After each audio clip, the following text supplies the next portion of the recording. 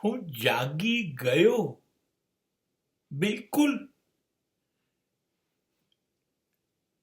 આઈ એમ વેલ aware.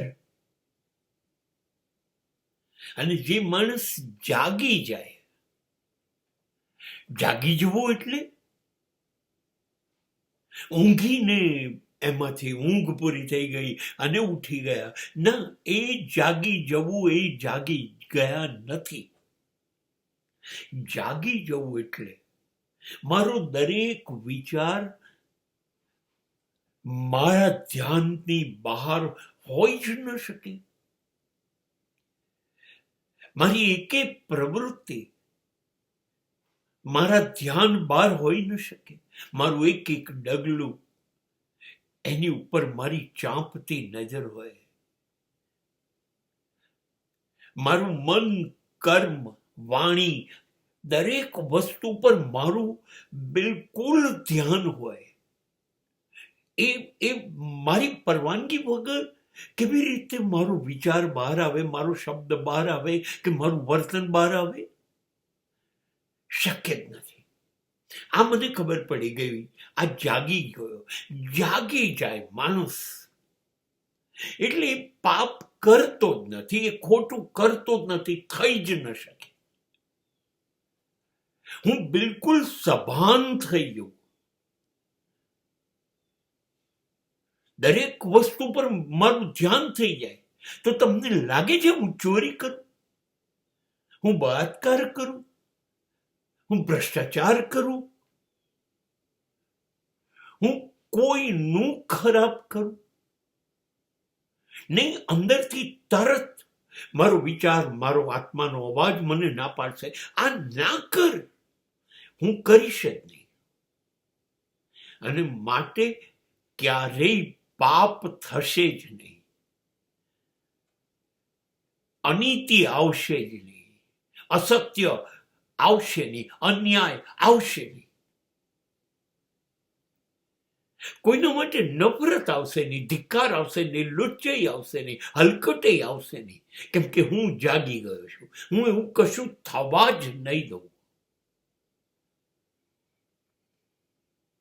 હવે જ તમે મને કહો, બિલકુલ જાગેલો માણસ જરાય પાપની દુનિયામાં પગલું જ નથી મૂકતો. પવિત્ર થયો કે નહીં એની મને ખાતરી નથી. ધાર્મિક થયો કે નહીં એની મને કશી જ ખબર નથી. પણ મને એ ખબર છે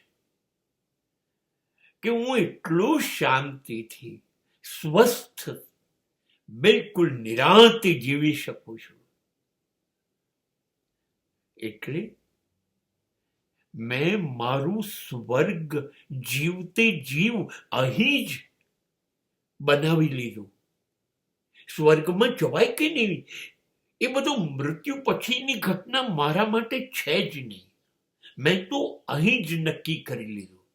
હું કશું જ એક પણ ડગલું પાપની દિશામાં માંડીશ જ નહીં.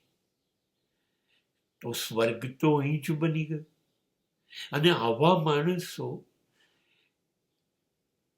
એ સુંદરતાની વ્યાખ્યા જે સમાજ પાસે છે ને એમાંથી બહાર નીકળી જાય. એ લોકો એવા સુંદર બની જાય, એવા રૂપાળા બની જાય કે રૂપા જે હોય એ પણ એની સામે કદરૂપા લાગે. એ વિચારથી, એ વર્તનથી, એ એના કર્મોથી સુંદર બની ગયો. સો આઈ એમ બ્યુટીફુલ. માટે હું રૂપાળો થઈ ગયો, માટે હું પવિત્ર થઈ ગયો, હું નિર્દોષ થઈ ગયો. અને તેથી મારું સ્વર્ગ અહીં જ થઈ ગયું. કેમ કે સ્વર્ગ સુંદર છે ને, તો હું સૌથી સુંદર છું. તો સૌથી સુંદર માણસો જ સ્વર્ગમાં જશે. માટે મેં જિંદગીને જાગીને સુંદર તો બનાવી જ, પણ સ્વર્ગ પણ મેં અહીં જ બનાવી લીધું મારા માટે.